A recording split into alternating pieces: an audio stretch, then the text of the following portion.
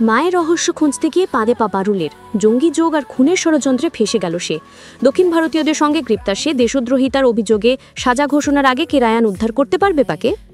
জি বাংলার জনপ্রিয় ধারাবাহিক পরিণীতার আজকের পর্বের শুরুতেই দেখা যায় সকাল হতেই খবরের কাগজ দেখে দাদুর মাথায় বাজ পড়ে। পারুলকে দক্ষিণ ভারতীয় 4 জন জঙ্গির সঙ্গে গ্রেপ্তার করা হয়েছে। কেউ কিছুই বুঝতে পারে না কি করে এমনটা হলো। রায়ান নিজের ফোনটা খুলে দেখে আগের রাতেই পারুল তাকে মেসেজ করে সবটা জানিয়েছে। পারুল লিখেছে যে কদমতলায় তাকে কেউ ডেকেছে জন্ম রহস্য আর মায়ের বিষয়ে কিছু তথ্য দেবে বলে।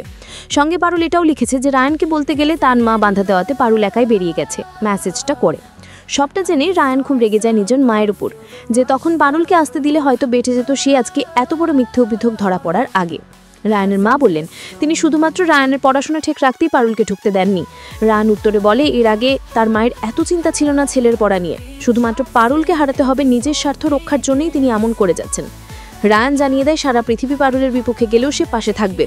এই বলে রায়ান কাকুমণি আর মল্লার মিলে থানায় যায়। সেখানে গিয়ে রায়ান জানতে পারে যে পারুলকে কোর্টে তোলা হয়েছে। দুদিন হেফাজতে থাকতো পর আবার কোর্ট তোলা হবে সাজা ঘোষণার জন্য। অভিযোগ সম্বন্ধে জানতে চাইলে পুলিশ বলে যে পারুলের বিরুদ্ধে দেশদ্রোহিতার অভিযোগ আছে। বাকি 4 জন লোক পারুলের মায়ের দলের, যাদের বর্তমান মাথা পারুল। তার মাকে যে পুলিশ অফিসার মেরেছে তাকেই মারার প্ল্যান করছিল সে। রায়ান কিছুতেই বিশ্বাস করতে চায় না। সে জোর করে পারুলের সঙ্গে কথা বলে। পারুলি বলে এই লোকগুলো কোর্টে সাজিয়ে মিথ্যে কথা বলে আরও ফাঁসিয়ে দিয়েছে পারুলকে। ওদিকে দেখা যায় শিরিনের মা শিরিনকে বলছেন পারুলকে ঠিক কি করে ভাসালো। তিনি মিথ্যে দক্ষিণ ভারতীয় লোক ভাড়া করে পারুলের বেশাস অর্জন করে তাকে সরিয়ে দিয়েছেন রাস্তা থেকে।